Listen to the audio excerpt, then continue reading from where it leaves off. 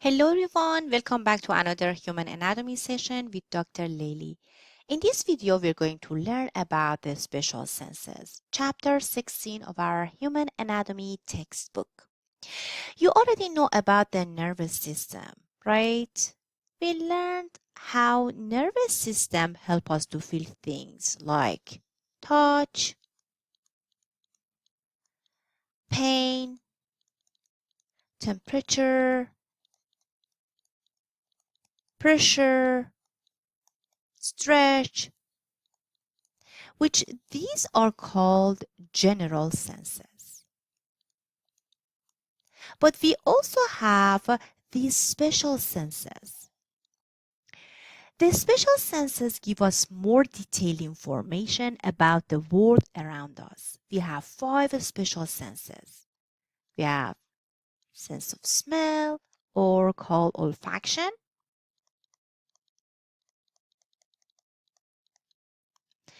We have taste, also called gustation. Vision, hearing, and balance. These are our special senses. Each special sense has its own organ. For example, the nose helps us smell, the tongue helps us taste, the eyes help us to see, and then the ear help us with hearing and with balance. In this video, I'm going to talk about these 2 very important special senses, vision and hearing. So we only focus on the eye and ear structure. These organs are very complex, but we will learn them step by step in a simple way. Let's begin with the eye, which is the organ specialized for vision. Vision is one of our special senses, which is actually the dominant sense in humans. It's dominant sense because we use our eyes more than any other senses to understand the world around us. So we can say about 70% of our sensory receptors found in our eyes. That's a big number, isn't it? These receptors found in the eyes help us detect light, color, and movement. Then about 40% of our cerebral cortex, the outer part of the brain, is used to process the visual information, which means that these 40% of the cerebral cortex going to receive the visual information and then process them. So it means half of the brain is busy when we look at things. The special senses in the eye that help us to see are called photoreceptors. These are very sensitive cells, or these are called visual receptor cells, which they respond to the light. And then the main organ for vision is the eye, which eye works like a camera. It takes in light, focuses it, and sends signals to the brain so then we can see images. Before we look inside the eye, let's talk about the accessory structures. The accessory structures are the parts around the eye that these are for protection of the eye, and also they can help the eye to move. So we have these structures for protection of the eye. We have eyebrows, eyelids, conjunctiva, and lacrimal apparatus. These are specialized for protection of the eye. And then we have extrinsic eye muscle, which help the eye to move in different direction. Okay, let's start with eyebrows and eyelids. The eyebrows are made of the coarse hairs found on the skin above the eyes, which they help for sunlight, prevent sweat running down to the eyes, and also prevent the dust to get into the eyes. So then the eyebrows kind of shade the eyes from sunlight, and then they also help stop sweat from running down into the eyes from the forehead. And then eyelids, which they are very thin skin covered folds, they're also gonna be for our eye protection. So the way that they can protect the eye is with different structures. For example, we have the muscles inside of the eyelids. We have orbicularis oculi muscle, we have levator palpebris superioris muscle. These muscles can open and close the eye. So the orbicularis oculi muscle, this can close the eye, and then levator palpebris superioris, they can help the eye to be open. And also the eyelashes, which going to be found related to the eyelids. These are the structures found on the edge of the eyelids. They are very sensitive, so they can help for the blinking reflex. When something is going to touch the eye, we know that we blink right away, right? Which is a automatic reflex to protect the eye. And also there are two other small glands related to the eye, which they also can protect our eye in different ways. We have tarsal glands and ciliary glands. Tarsal glands are the small glands make an oily substance, and they're going to be found in upper and lower eyelids, which they keep the eyelids smooth and prevent dry eyes and prevent them from sticking together. And ciliary glands are also the sebaceous gland. They're gonna produce the oily substance, which these glands gonna be found near the base of eyelashes. So as you can see, these very like small structures, they help keep our eye healthy and safe in different ways.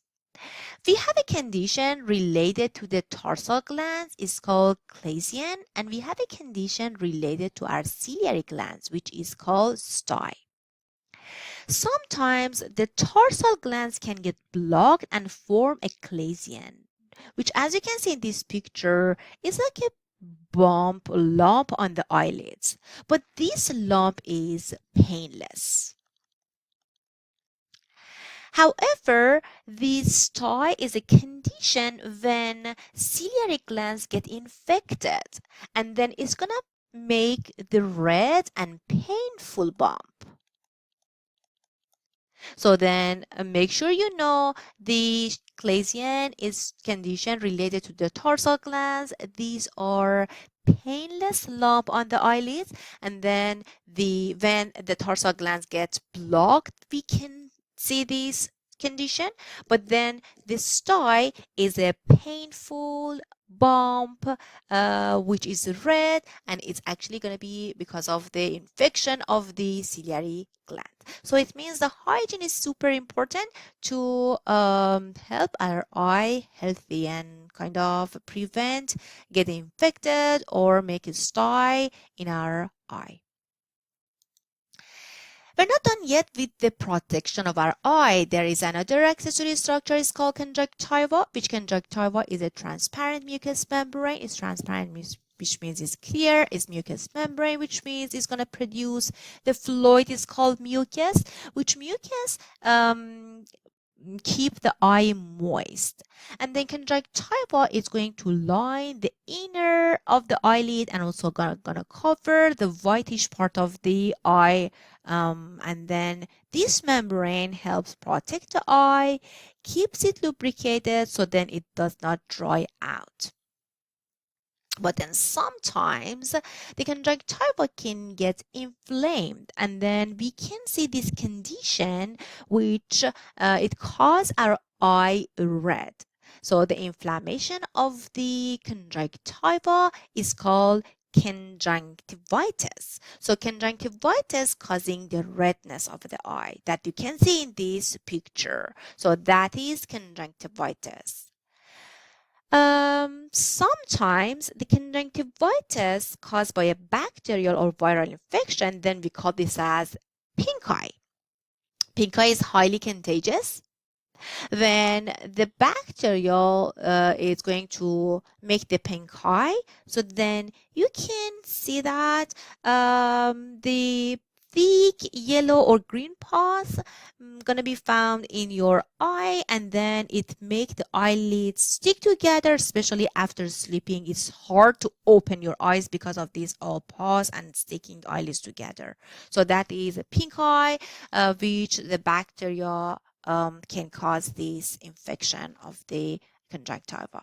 So make sure you know pink eye is actually going to be the inflammation and infection of the conjunctiva because of the bacteria. Then we have another accessory structures that is also for protection, the lacrimal apparatus, which is all about our tears. The lacrimal apparatus is composed of lacrimal gland, we have lacrimal sac, we have nasolacrimal duct. So let's found these structures. Look at the lacrimal gland. Lacrimal gland gonna be found above and the outside of the eye. Lacrimal sac would be found the inner side of the eye, which is a sac. Then nasolacrimal duct is a duct which it goes from the inside of the eye from this lacrimal sac to the nasal cavity. So lacrimal gland make the lacrimal fluid or tear, which tear keeps our eye moist. When we blink, the tears spread across the surface of the eye, keeping it clean and lubricated. After blinking, the tears drain into this small sac called the lacrimal sac, which as you can see is located the inside of the eye socket near the nose. Then from there, tears travel down the nasolacrimal duct into the nasal cavity. This is why we often get sniffle or a runny nose when we cry. It's tear draining into the nose. But sometimes if you have a cold or an infection, which then it can actually block the nasolacrimal duct, then you see that we lead to the watery eyes, right? Because the tears can't drain properly. So then, yes, as you can see here, we actually talked about these structures related to the lacrimal apparatus or tear system. We have lacrimal gland, we have lacrimal sac, nasolacrimal duct. So lacrimal gland are responsible to produce the tears, and we know where is located, just outside and above the eye. And then inside of the eye, we have lacrimal sac, and we know how blinking can help the eye surface moist by moving the tear from outside of the eye to the inside of the eye, and then these tears can go to the through the nasolacrimal duct to the nasal cavity. Okay, so yes, so far we saw how different structures with different ways can protect our eye. Tear, some different glands which we have in our eyelids, with the eyelashes, with the eyebrows, and also with the conjunctiva. But now let's talk about the muscles which they gonna help to move our eyes. Each of these muscles is attached to the outer surface of the eyeball. So these are responsible for how the eye moves in different directions, up, down, left, right, and even in circles. These extrinsic eye muscles, which means muscles connected to the outside of the eyeball, allow us to track moving objects or look in different directions without moving our head. We have 6 extrinsic eye muscles, which are going to be found in different part of our eyeball. We have superior rectus, which superior rectus moves eye up. Then we have inferior rectus moves eye down. We have lateral and medial rectus, which lateral rectus moves our eye outward toward this side or away from the nose, and then medial rectus is going to move the eye inward or toward the nose, and then we have superior oblique and inferior oblique, which superior oblique moves the eye or rotates the eye downward and inward, so down and outward. So superior oblique moves or rotates the eyes downward and outward like this. And then inferior oblique rotate the eye upward and out. So up and out. So let's review again. We have lateral rectus moves eye laterally. Medial rectus moves eye medially, which is easy to understand. Superior rectus moves eye up. Inferior rectus moves eye down. Inferior and superior oblique, they are going to rotate our eyes. Inferior oblique up and out. Then superior obliques down and out. Okay. So there is a condition related to the extrinsic eye muscle. It's called strabismus. Strabismus or crossed eyes happen when there is a misalignment of the eye. So misalignment of the eye is called crossed eyes or strabismus, which is caused by a lack of coordination in the muscles that move the eyes. When one of the extrinsic eye muscle doesn't work properly, the affected eye might turn inward toward the nose or outward away from the nose. This condition can cause blurry or double vision because both eyes are not looking at the same things, right? Okay, right now we're done with the accessory structures of the eye, and let's move and learn about the anatomy of the eyeball. So the eyeball is actually composed of the three layers. So the external wall of the eyeball is composed of three layers. From outside to the inside, we have these three layers. From outside to the inside. So the outermost layer is a tough layer, which is actually the connective tissue. So we call this as fibrous layer. So let's draw the fibrous layer like that. And then the middle layer is full of blood vessels. That's the reason we call this as vascular layer, as vas means blood vessel. So then we have the middle layer, which is the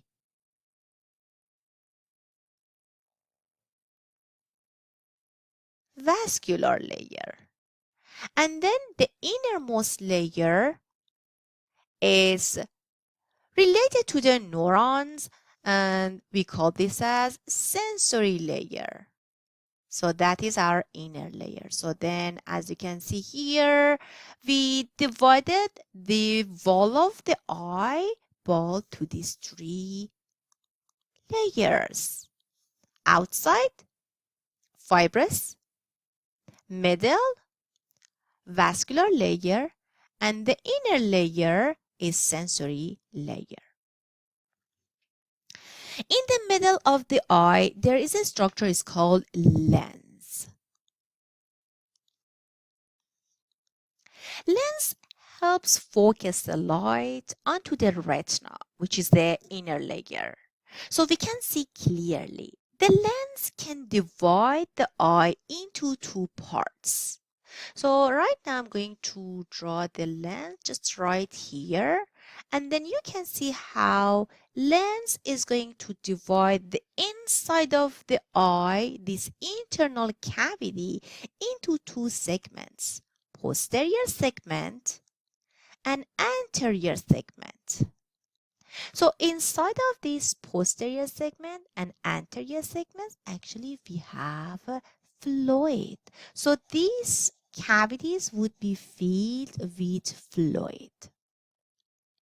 The anterior segment, which is actually the anterior or the front of the eye, is filled with aqueous humor. The aqueous humor is a watery fluid which keeps it actually give the eye shape, and also it can be nutrients to the cornea, and also it is for protection. Then posterior segment would be filled with fluid, which this fluid is a kind of gel-like fluid. It also maintains the shape of the eye and is called vitreous humor. So then here, as you can see, we have three layers of the eye ball wall, and then we divided it to two segments or two cavities by the lens, which each cavity would be filled with fluid. Aqueous humor, watery fluid, and vitreous humor, which is gel-like fluid. Okay. And now we have this picture, which is a fancy picture. Let's label this picture. So as you can see here, we have our outer layer, which you can just label this as our fibrous layer. Fibrous means connective tissue. And then this one is our inner layer, or sorry, the middle layer, which is called vascular. So you can see it's like the kind of brownish or dark red, which kind of showing that it's highly vascular or full of blood vessels. So that we have vascular layer in the middle. And then our inner layer, which you can see by the yellow color, is our neural layer. Okay, and then you see how the lens is gonna divide this internal cavity to the posterior segment and anterior segment, which at each segment we have the fluid, the vitreous humor here, and then the aqueous humor at the anterior segment. Okay, let's go to the fibrous layer because we want to know more about this fibrous layer. So as you already know, the fibrous layer is the most external layer of the eye, is the outer layer. It is tough and protective because it's made up of dense connective tissue. And then the fibrous layer or outer layer is composed of these two parts. We have sclera, which is the whitish part of the eye, and then cornea, which is the clear part at the front of the eye. Let's look at the sclera. So the sclera is the whitish part. Let's kind of use, let me use this green color. So as you can see here, I'm going to show you this sclera, which is the whitish part, but I'm going to color this with green because I want to show you how this sclera is gonna form the most part of our fibrous layer. Actually, we can say the posterior 5, 6, 5, 6 of 5/6 of the fibrous layer. It is a sclera. This part is tough and is protective. It's composed of the dense connective tissue. Do you remember the extrinsic eye muscle? The extrinsic eye muscle going to be connected to the sclera. And also it helps protect the eyeball and give it a shape. Then next we have cornea. Let me use this picture to go over the cornea. So as you can see, cornea is this part. Just the 1/6 of the anterior part of the fibrous layer is a cornea. Cornea is clear, is transparent part, gonna be found at the front of the eye. So this is important because the light enters the eye through the cornea. The cornea made up of dense connective tissue like the sclera, but it does not have blood vessels. So it's very strong because the cornea composed of lots of collagen fiber, but it does not have blood vessels. So it's avascular. But can you tell me why it does not have blood vessels? Just a little think about it. I said the light should pass through the cornea. And imagine if the blood vessels were here, then they could block some of the light and affect vision.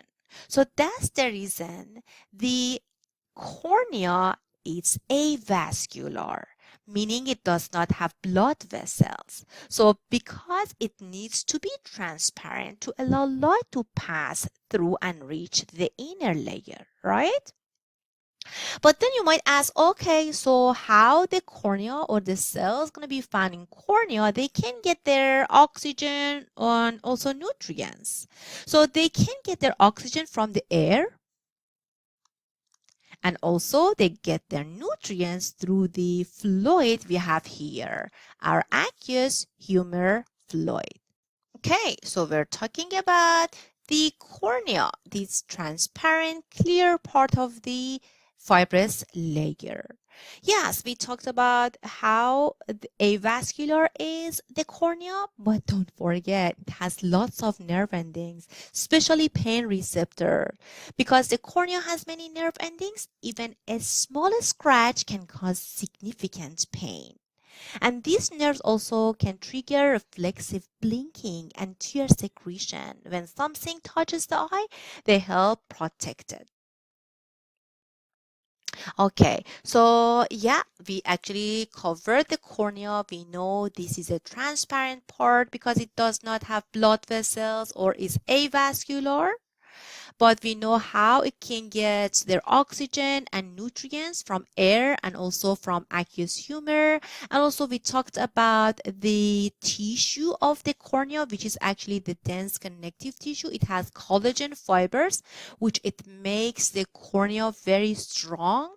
And then we talked about how the nerve ending or pain receptors would be found in the cornea and how cornea can be involved in blinking reflex and also tear secretion, which is a reflex to protect our eye. Okay, let's jump to the vascular layer or the middle layer of the eye ball wall. This layer is composed of three parts. We have choroid, which is the posterior 5/6 of the vascular layer is choroid. Then we have ciliary body. Then we have the iris. So then as you can see, we have choroid here, ciliary body here, and iris. These are the three parts of the vascular layer. Make sure you know these choroid, ciliary body, and iris going to be part of the vascular layer. So now let's talk about the choroid a little bit more.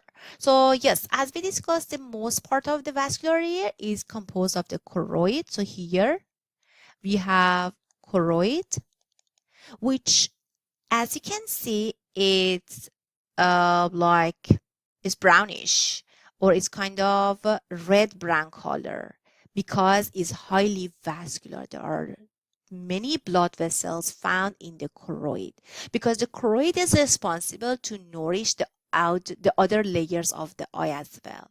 And also it's pigmented because we have the cells in this layer which they have melanin pigments. But why they are pigmented? Because this melanin pigment can absorb the light and prevent scattering and then reduce the visual confusion. So one more time, the choroid makes up the most part of the vascular layer. It's highly vascular, meaning it has a lot of blood vessel that it can supply the eye's other layers. The choroid also pigmented with brown pigment called melanin. This pigment going to absorb the light, and then it's going to help us to see more clearly. Next, we have ciliary body. Ciliary body, which is going to be found in front to the choroid or anterior to the choroid, we have the ciliary body. The ciliary body forms a thick ring of the tissue that's going to be found around the lens of the eye. So that is lens. Inside the ciliary body, we have these structures. We have ciliary muscle, we have ciliary processes, and we have suspensory ligaments. The ciliary muscle is a smooth muscle. This muscle helps focus the lens or kind of adjusting the lens with the near or distant objects. For example, when you focus on a near object, ciliary muscle contract and lens become rounder. When you focus on a distant object, ciliary muscle relax and lens become flatter. So ciliary muscle is the muscle make your lens round or makes round or makes your lens flat.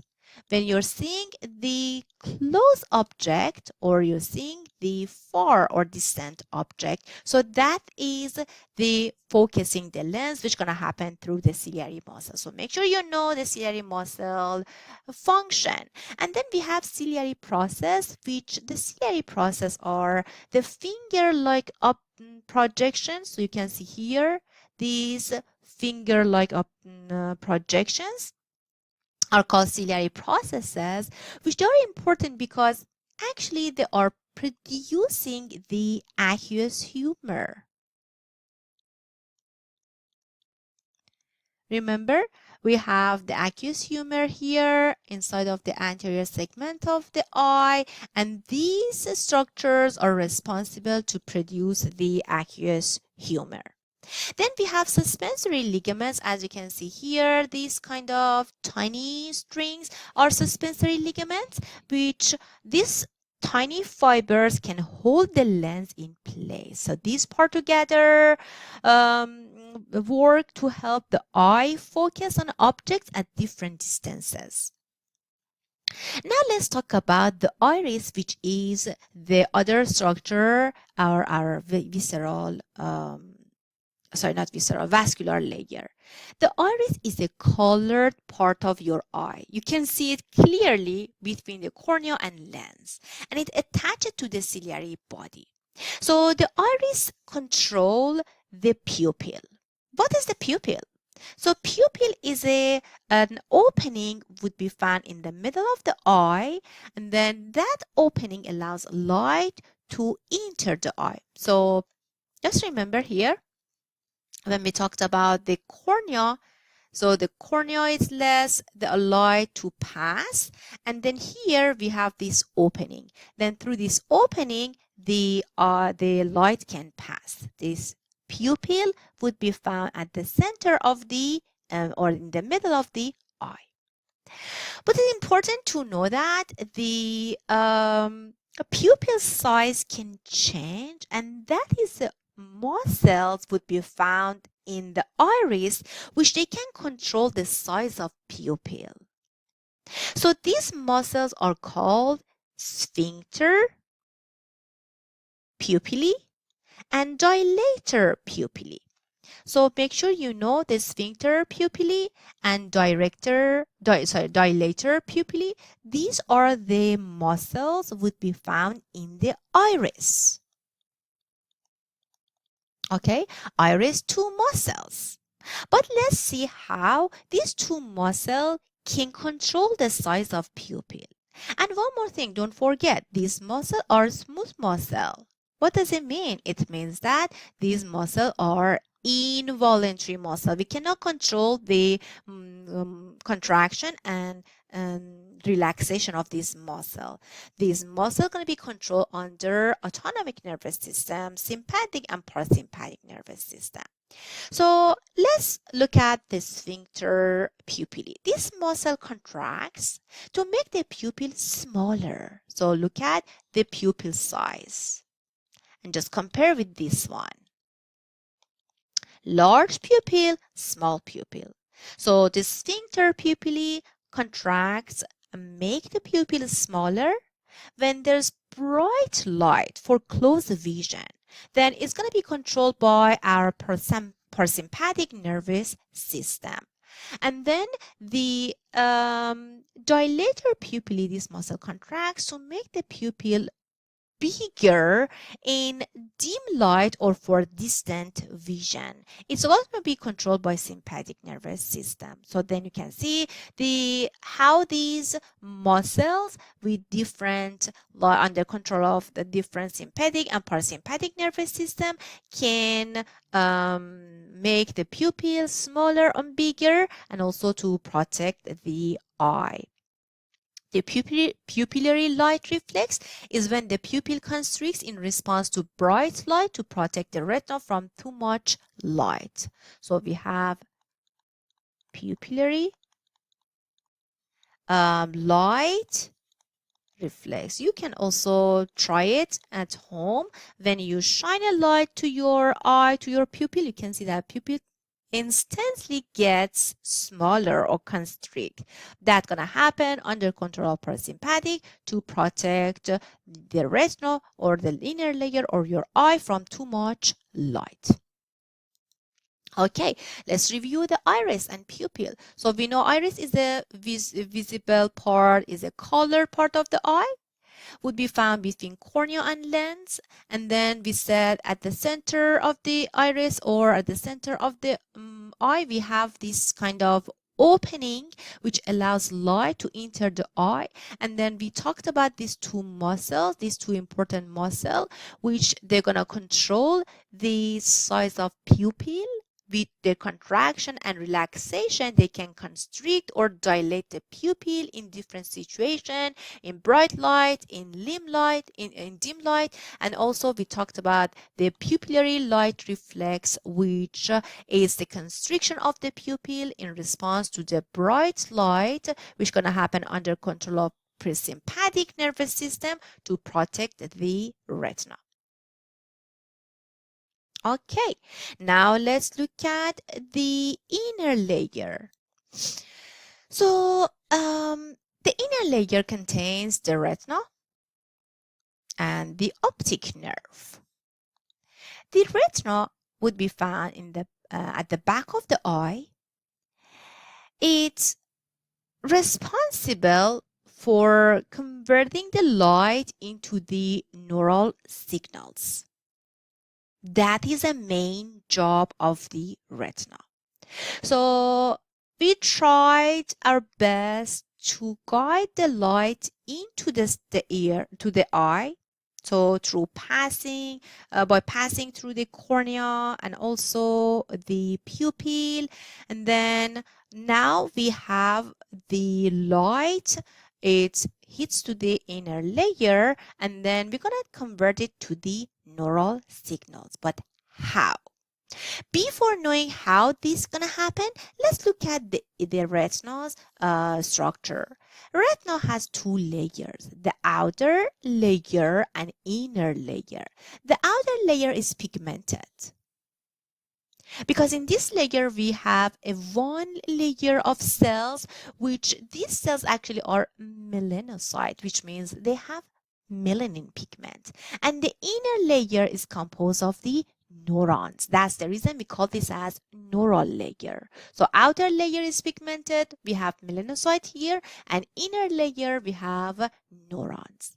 So this pigment or the melanin can absorb the light, so then it can prevent it from scattering inside the eye, and also supports our photoreceptor cells that they are going to detect the light.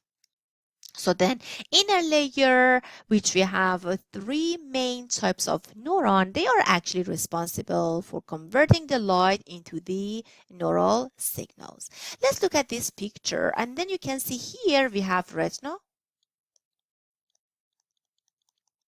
This is actually our one layer of pigmented cells. So we have melanocytes here, and then we have the neural layer. Look at the neural layer. Neural layer is composed of one, two, three different types of neurons. After this melanocyte, the outer layer, we have our first layer of cells, which these are photoreceptors. We know photoreceptors are sensitive regarding the light. And then the photoreceptors, they're going to detect the light. We have rods, we have cones. So then these cells can detect the light. They send the signal to the next layer of the cells, which they are bipolar cells.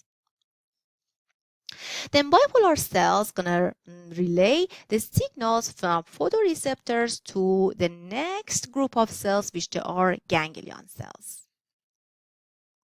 Then ganglion cells can generate the nerve impulses based on the signals they receive from the bipolar cells. It's important to remember that the axons of the ganglion cells come together and form the optic nerve, which then they carry the visual information to the brain. Okay, let's see with what's happening. So then these photoreceptors gonna detect the light and send the information to the next layer of cells, the bipolar cells, and then bipolar cells gonna send this information to the ganglion cells. So ganglion cells are important because their axons converge to form the optic nerve. And now you can see the optic nerve, which exit the eye and it goes toward the brain.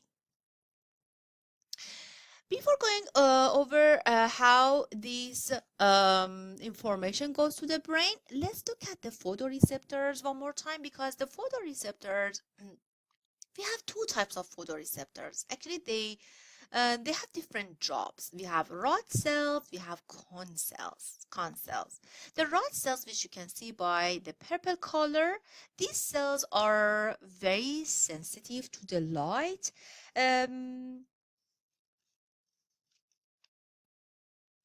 then when we say they are very sensitive to light, it means that they help you see in dim light. They are important for night vision, but they do not detect the color. So actually they are for night vision, not for color.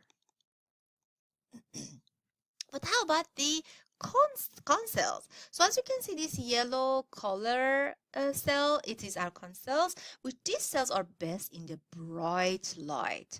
So they are important for like to see the color, and also they help you see fine details clearly. Now let's go and see a visual pathway to the cerebral cortex. Now we know how the eye is going to detect this um, like light through the photoreceptors, and how the optic nerve going to be made. The optic nerve is the axons of the ganglion cells, which they're going to exit the eye through the optic nerve, which is our cranial nerve number 2. So look at here, we have the optic nerve. Can you see that? They're gonna leave the eye and move toward the brain. Um, the optic nerve in brain, they're gonna meet and cross at point which is called optic chiasm. So optic chiasm is important. Then actually the optic chiasm gonna be found just anterior to the hypothalamus. At optic chiasm, the fibers coming from an inner part of each eye crosses to the other side.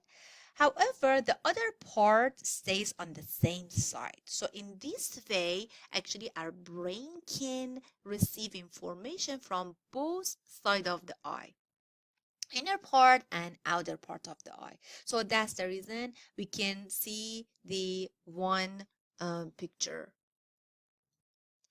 Next, we have optic tracts, which means after crossing, the nerve fibers continue as optic tracts and go toward the brain. So we have optic tracts then here.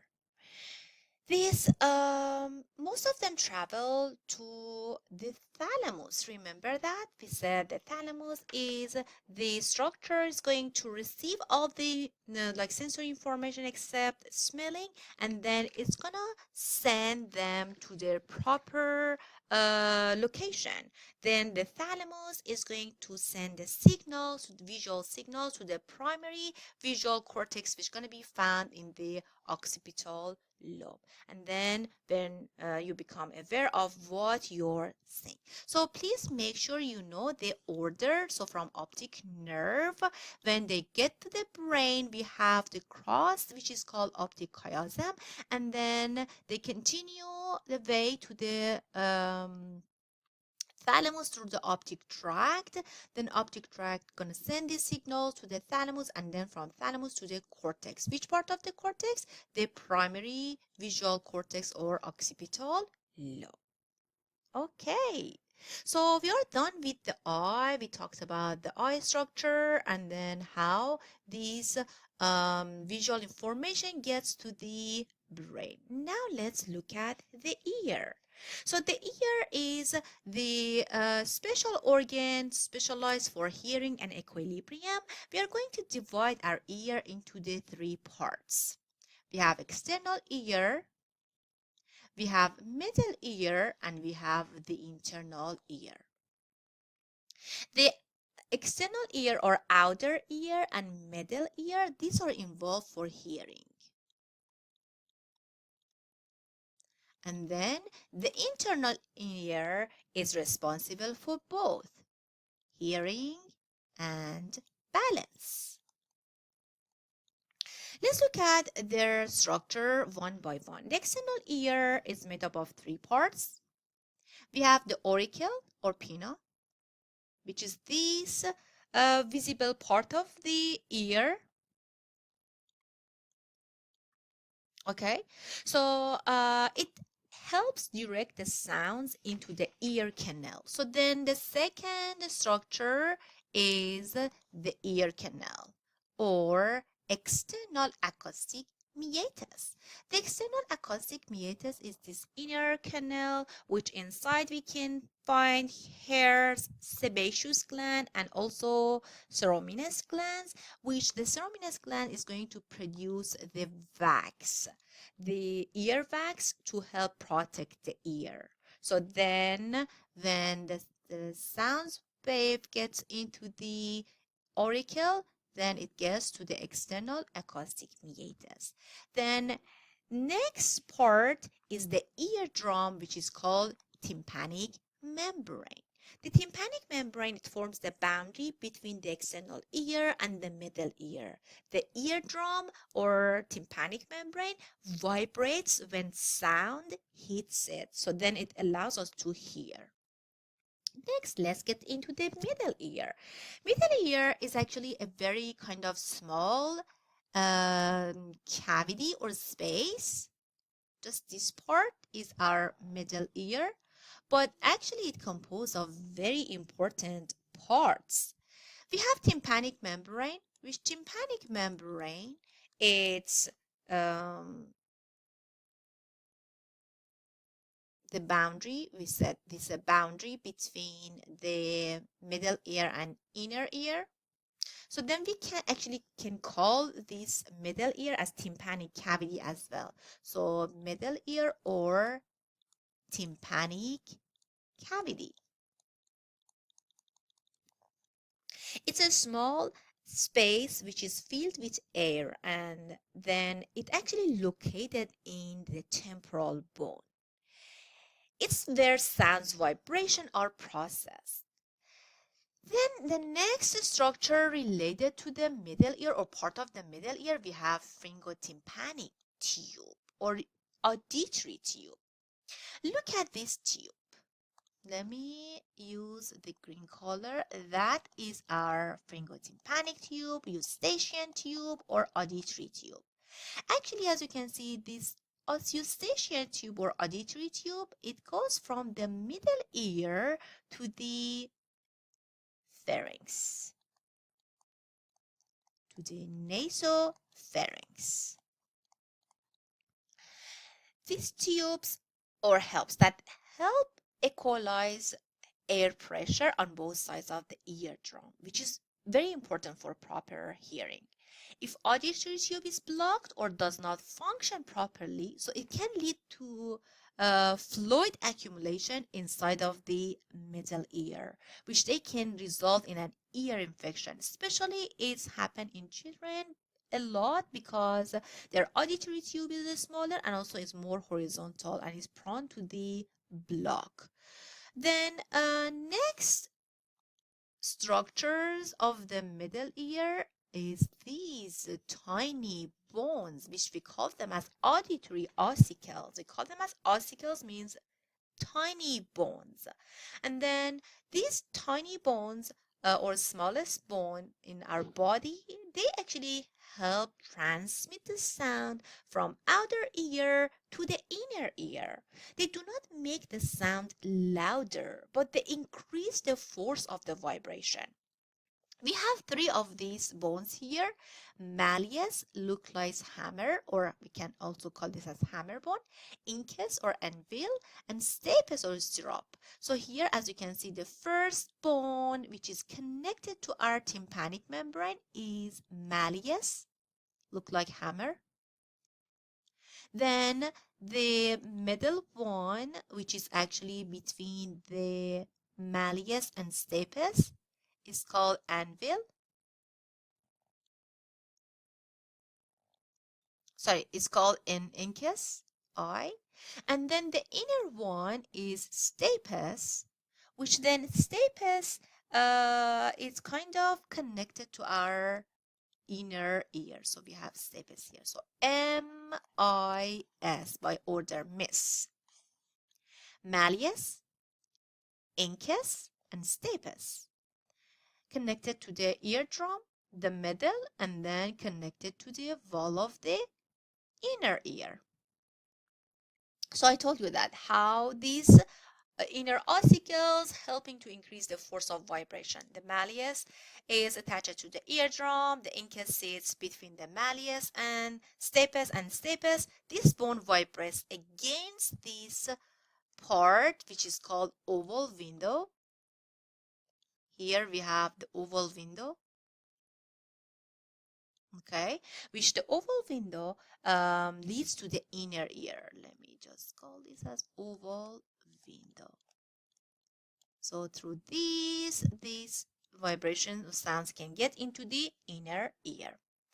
We are not done yet with the structures of the middle ear. We just so far talked about these inner middle ear is called tympanic cavity. It's a air-filled space located inside of the temporal bone.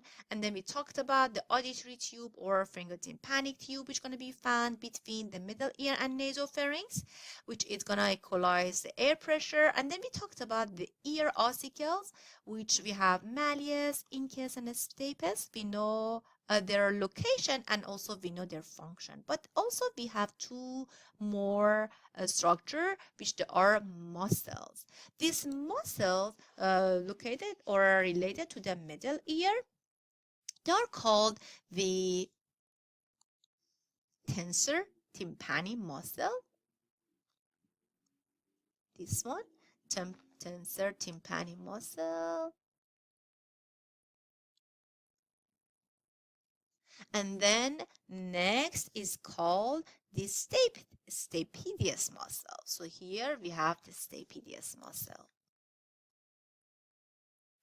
These tiny skeletal muscle protect the ear from loud sounds. So these are for protection from loud sounds or damaging sounds, like a loud clap or explosion. Then this muscle protect the ear by dampening the vibrations. This is actually, they're gonna do that through the tympanic reflex. Tympanic reflex is an involuntary response, which means that it's a kind of autonomic response that helps to protect the hearing or our ear from damaging sounds, loud clap, or explosion. So this muscle can contract or relax, and then through this, they can help our um, ear to be damaged. And then we also have two more structure, or yes, which there are oval window and round window. Let me just show you these two window. We actually covered the oval window before, and here we have round window. We know the oval window is covered by the stapes and leads into the inner ear, and the round window it's kind of release the pressure coming from the inner ear. Kind of it's a acts like a pressure release valve. So let me just add here the round window is going to is gonna be like acts as pressure release valve. Okay, which we're going to discuss about this later on in the inner ear as well. So just one more time, make sure you know which structures are related to the middle ear or going to be found in the middle ear. We have the auditory tube, we have ear ossicles, we have these two muscles, tensor tympani muscle, stapedius muscle, and also these windows are related to the middle ear as well. Now let's get into the internal ear, the labyrinth. Labyrinth. The internal ear is responsible for both hearing and balance. It is located inside the temporal bone, and it's made up of two main parts. We have a bony part for the internal ear, and we have membranous part for the internal ear. The bony labyrinth and membranous labyrinth. The bony labyrinth is the part filled with prelymph, and membranous labyrinth filled with the endolymph. These are the fluid. So the fluid we have inside of our internal ear, we have these two, prelymph and endolymph. Prelymph inside of the bony part and endolymph inside of the membranous part. The bony part of the internal ear is composed of these three parts: semicircular canal, vestibule, and cochlea. And then membranous labyrinth is composed of three parts: semicircular duct, utricle and saccule, and cochlear duct. So please pay attention. The membranous labyrinth would be found within the bony part. So it means within this semicircular canal, which is the bone part or the bony part, we have semicircular duct. Within the vestibule, which is the bony part, we have utricle and saccule.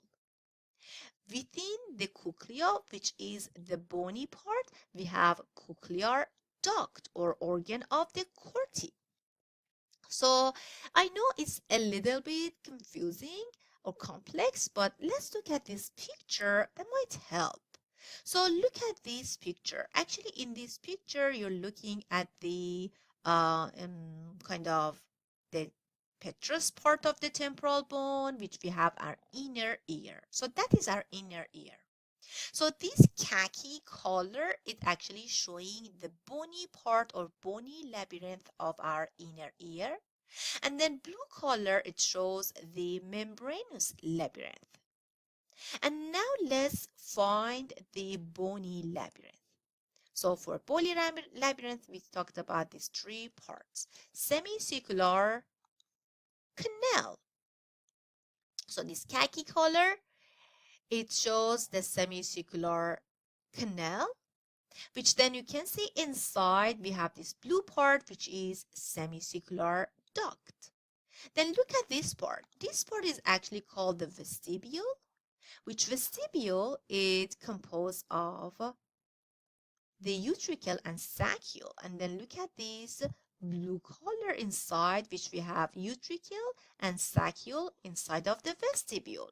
And then next we have the cochlea, and inside of the cochlea, this blue color is showing the cochlear duct. Okay, so don't forget that inside of this bony labyrinth we have prelymph, and inside of the membranous labyrinth we have endolymph. Okay, and now let's look at the cochlea, which actually the important part for hearing is going to be found inside of the cochlea. Before going over this, let's look at this picture one more time. Can you see this snail shell structure? That is our cochlea. That right now we're going to talk about this structure. So the cochlea is the bony part, which inside we have the cochlear duct. So the cochlea would be divided to three chambers through two membranes. We have vestibular membrane and we have basilar membrane. Just imagine that we have a cross section of the cochlea, and now we have something like that, a circle. Just cross section of the cochlea, and then just draw 1 and 2 membrane. Then as you can see, we have 1, 2, 3 chambers, right? That is the cochlea, which through this vestibular membrane and basilar membrane, we divided our cochlea to 3 chambers. The upper chamber, the middle chamber, and lower chamber. The upper chamber is called scala vestibuli. The middle chamber is called cochlear duct or scala media. And then the lower chamber is called scala tympani. So the scala vestibuli and scala tympani, the upper and lower chamber, would be filled with prelymph. And then the inside or the middle part, which actually is our cochlear duct or the membranous labyrinth or scala media, would be filled with endolymph. Okay, so through the scala vestibuli and scala tympani, vibration moves the fluid inside of the cochlea in the scala vestibuli and scala tympani chambers, and this vibration create pressure waves in the endolymph inside of the scala media. Okay, then let's see what important structure we have inside of the cochlear duct or scala media, which is super important for us to know, and it's called organ of Corti. Spiral organ, or let me just write it down here, organ of Corti. So make sure you know about the organ of Corti, which is our important structures. The organ of Corti found inside of our cochlear duct or scala media. It's important because the organ of Corti composed of the hair cells, which these hair cells are our receptors for hearing. When the pressure waves make this hair to move or to bend, the bending of these hair cells trigger the electrical signals. Then the electrical signals through the auditory nerve get into the brain. Okay, so let's look at the cochlea and review this part one more time. So the cochlea, if you look at the cochlea shape, it seems a snail shell, and then the cochlea has been divided to 3 chambers by 2 membranes, which we have vestibular membrane, basilar membrane. Then these 2 membranes divided our cochlea into these 3 chambers. The upper chamber, scala vestibuli, the lower chamber, scala tympani, which they are going to be filled with prelymph. Then the middle chamber, which is actually our cochlear duct, is filled with the scala media. Make sure you know this, the cochlear duct or scala media filled with endolymph, and then we have the organ of Corti here. This is our important structures, which the organ of Corti, it has the receptors for hearing. Okay, so make sure you know the receptors for hearing would be found in the organ of Corti inside of our scala media or the cochlear duct. So then let's look at this picture and see how this sound wave can get into the inner ear. Okay.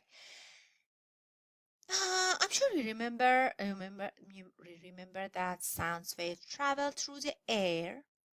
They enter the external ear, move down the external acoustic meatus, the ear canal, and then they hit to the tympanic membrane or eardrum. The vibration of tympanic membrane, it's going to be transferred to the middle ear through these three small bones. The malleus, incus, and stapes. Then these ossicles amplify the vibrations. So they're gonna amplify these vibrations and then send them to the oval window, a membrane-covered opening leading to our inner ear. Then the vibration moves toward the prelymph fluid in the cochlea, the scala vestibuli, and then scala tympani, and then this vibration cause pressure wave in endolymph of the cochlear duct or the scala media. Then this helps with then scala media, right? And do you remember we have the organ of Corti there? Then organ of Corti detects this vibration. As we have the hair cells, the receptor for hearing in the organ of the Corti, these hair cells bend because of this vibration, and then the bending of these hair cells trigger the electrical signals. Then electrical signals, it moves to the, or it goes to the brain through the auditory nerve, the cranial nerve number 8 or vestibulocochlear nerve.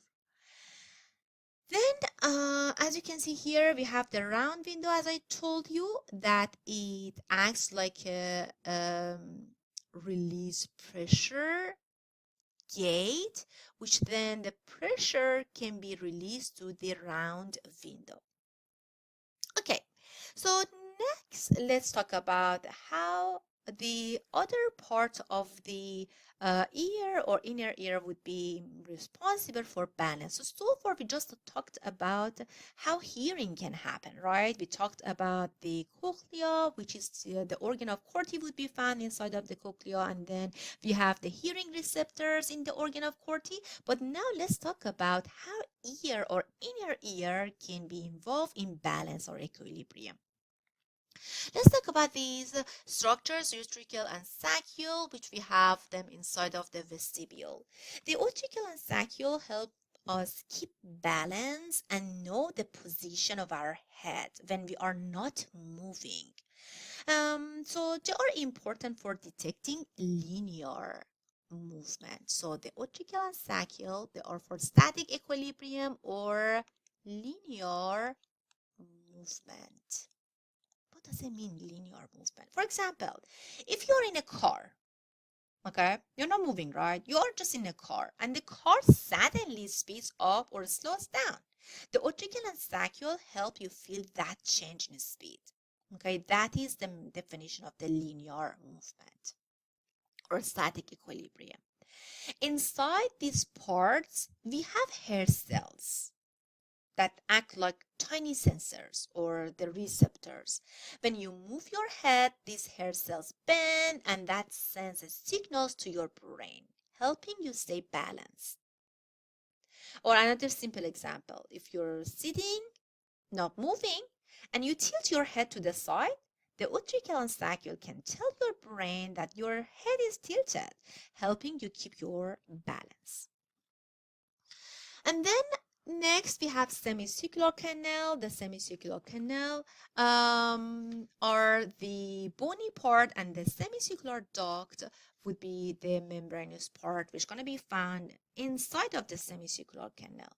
They'll help us to detect rotational movement. So inside of these structures, we have receptors for rotational movement.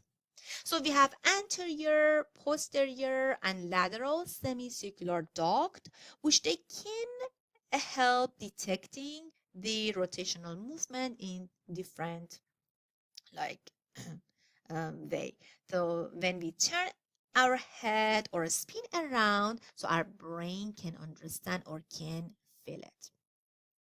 Okay, so we are done with this chapter. We talked about the eye, we talked about the ear. Thank you so much for your patience. I know some parts is kind of complex and complicated or complex to understand, but as I mentioned at the beginning, these two organs are so complex that it was the reason I just wanted to go over these two organs in this chapter, not the other senses. But then let's finish our chapter, but this question test your understanding. Hopefully you remember about the like the organ or structure which it was involved in hearing. So the question asking which part of the ear contains the receptors that detect sound vibration for hearing. So we just learned that the ear is responsible for hearing and balance. So we have receptors for hearing, we have receptors for balance. So they're going to be found in different structures of our ear. So then here we have semicircular canal, cochlear duct, organ of Corti, tympanic membrane, and utricle and saccule. So hopefully you know which of these structures they have receptor for hearing. Again, thank you so much for your attention. Have a great day.